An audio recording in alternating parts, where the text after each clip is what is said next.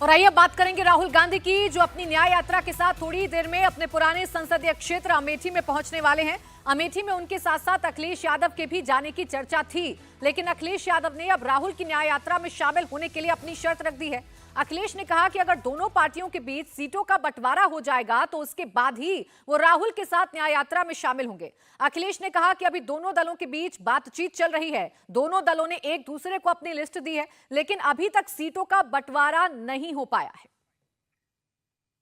अभी बातचीत चल रही है, कई दौर में बातचीत हो चुकी है, कई सूचियां उधर से आई, सूची इधर से भी गई। जिस समय सीटों का बंटवारा हो जाएगा, समाजवादी पार्टी उनके न्याय यात्रा में शामिल हो जाएगी।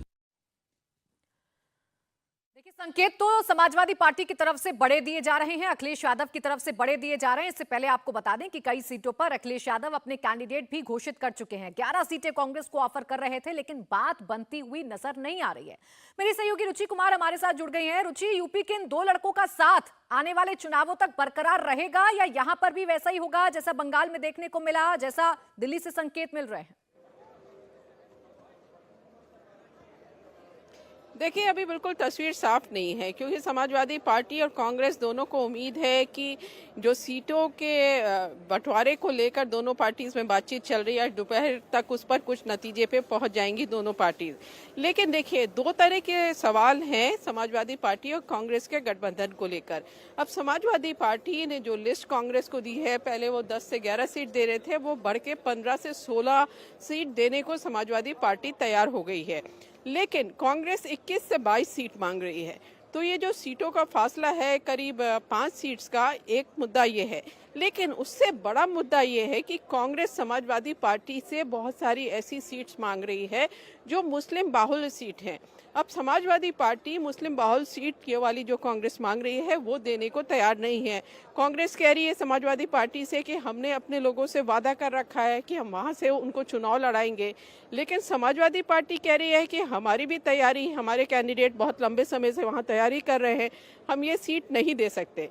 क्योंकि समाजवादी पार्टी को भी पता है कि जो मुस्लिम बाहुल्य सीट्स हैं वहाँ जीतने की उम्मीद उनको ज़्यादा है, और कांग्रेस को ऐसा लग रहा है कि मुस्लिम बाहुल्य सीट में अगर समाजवादी पार्टी का साथ उनको मिल जाएगा तो लोकसभा चुनाव में 2019 में जहां वो सिर्फ एक सीट जीती थी, वो अपना स्कोर बेहतर कर पाएंगी।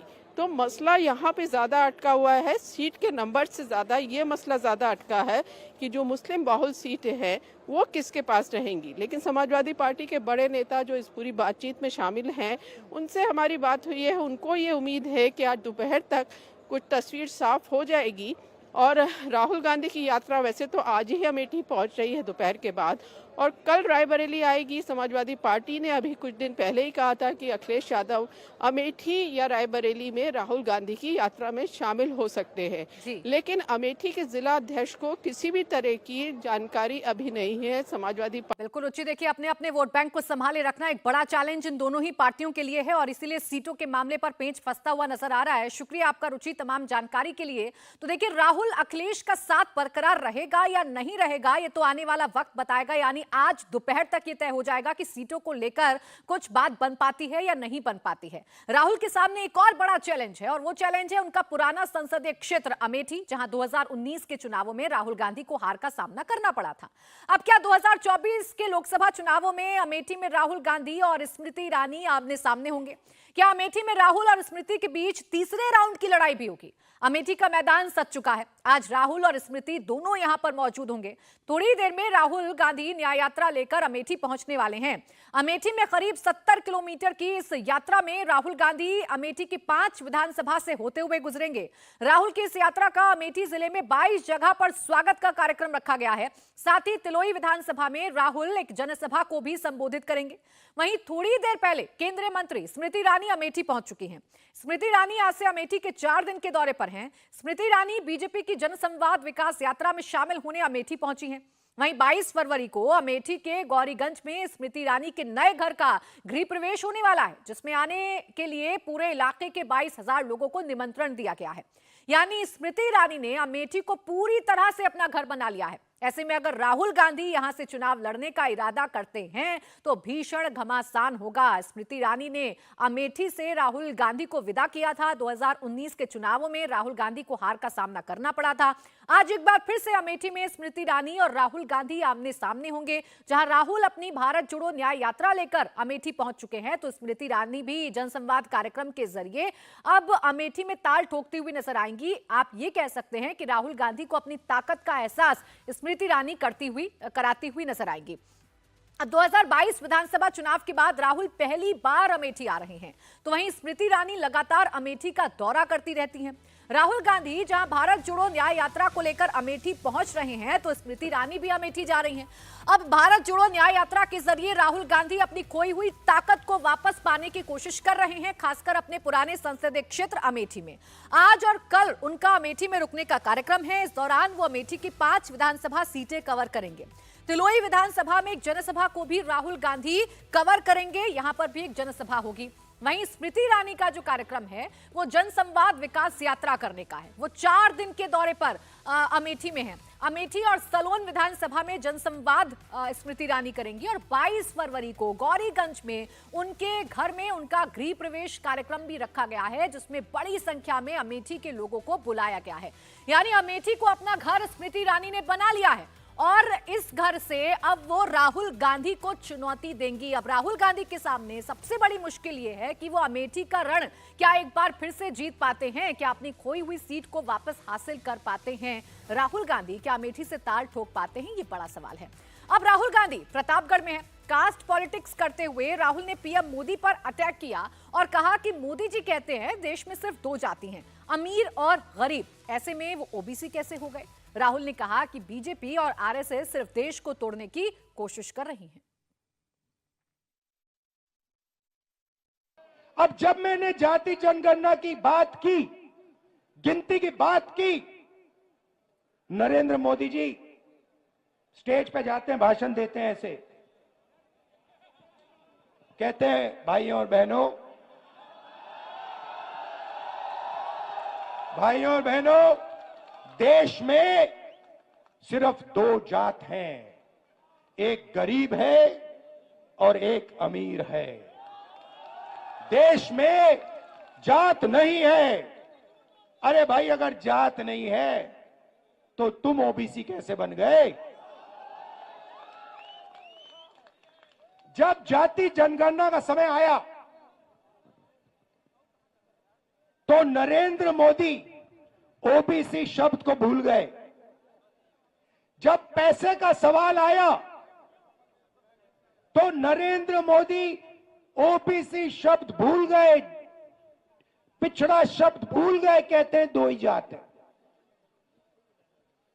नोटबंदी की, ये जो सब दुकानदार इनको बर्बाद कर दिया, किसानों को मार दिया, तब ओबीसी थे। जीएसटी लाए, पिछड़ों को मार दिया, तब ओबीसी थे।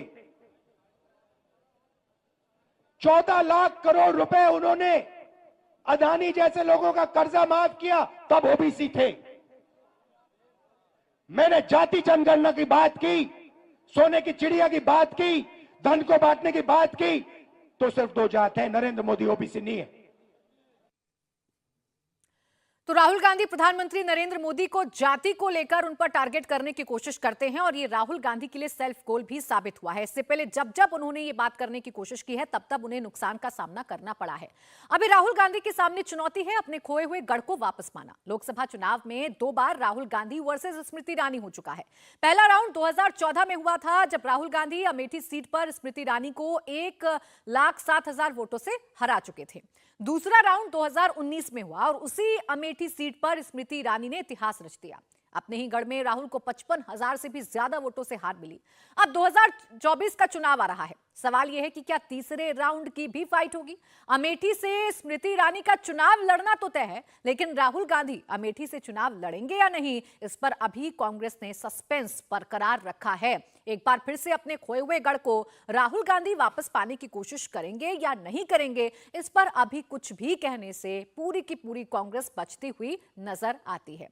आगे बढ़ेंगे। कई सहयोगी दलों के बाद अब शिवसेना उद्धव गुट ने भी कांग्रेस को अपना तेवर दिखाना शुरू कर दिया है। शिवसेना उद्धव गुट ने महाराष्ट्र में 18 सीटों पर अपने कोऑर्डिनेटर नियुक्त कर दिए हैं। उद्धव गुट ने जिन सीटों पर कोऑर्डिनेटर की नियुक्ति की है उनमें मुंबई की 4 सीटें भी शामिल हैं। उद्धव गुट ने मुंबई उत्तर मध्य मुंबई की सीट कांग्रेस के लिए छोड़ दी है। कांग्रेस के संजय निरुपम उत्तर पश्चिम मुंबई सीट पर अपनी दावेदारी पेश कर रहे हैं, लेकिन उद्धव गुट ने सीट पर विलास पोटनिस को कोऑर्डिनेटर बना दिया है।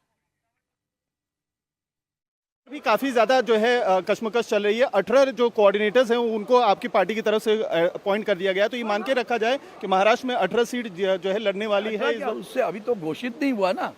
अभी जब उसके तीनों पार्टी के लोग इकट्ठा बैठेंगे, वंचित के भी चौथा है, सब इकट्ठा बैठेंगे, जो डिस्ट्रीब्यूटर उसका बंटवारा घोषित करेंगे, तब पता चलेगा सही में कितना है।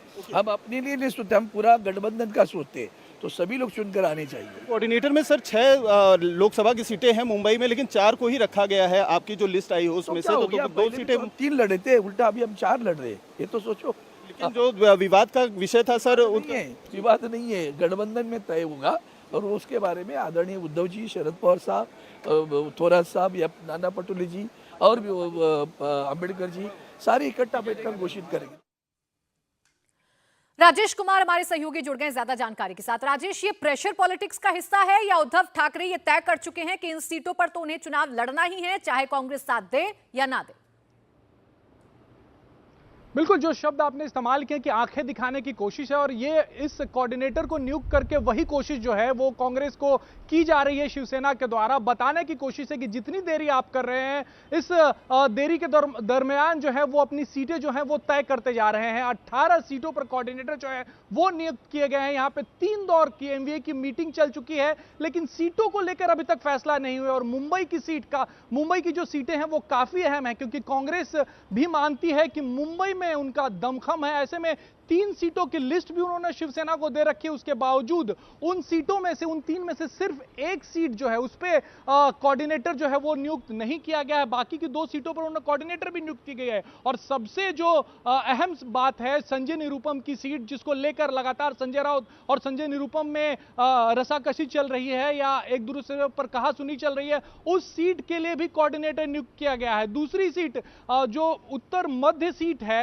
उसके लिए तो कोऑर्डिनेटर शिवसेना ने नहीं दिया है, लेकिन साउथ सेंट्रल की जो सीट है यानी कि दक्षिण मध्य की सीट, वो भी कांग्रेस चाहती है और उस पर भी शिवसेना ने अपने कोऑर्डिनेटर दे दिया। और शिवसेना ने सीट जो छोड़ी है वो उत्तर मुंबई की सीट छोड़ी है, जो पिछले बार कांग्रेस तकरीबन 4.5 लाख वोटों से हारी थी। वो सीट उन्होंने कांग्रेस के लिए छोड़ी है, कोऑर्डिनेटर उस पर नियुक्त नहीं किया गया है। तो प्रेशर बनाने की कोशिश है, बताने की कोशिश है कि आप देरी कर रहे हैं, इस देरी के दरमियान हम अपने कैंडिडेट जो हैं वो तय करते जा रहे हैं। प्राची, बिल्कुल, देखिए कांग्रेस को झटके पर झटके लग रहे हैं। अपने 3 साथी कांग्रेस को छोड़कर जा चुके हैं, अब उद्धव ठाकरे भी आंख दिखाने की कोशिश कर रहे हैं। इन सबके बीच राजेश, क्या तैयारी कांग्रेस की है? कैसी सिचुएशन से बाहर कांग्रेस निकलने की कोशिश करेगी फिलहाल?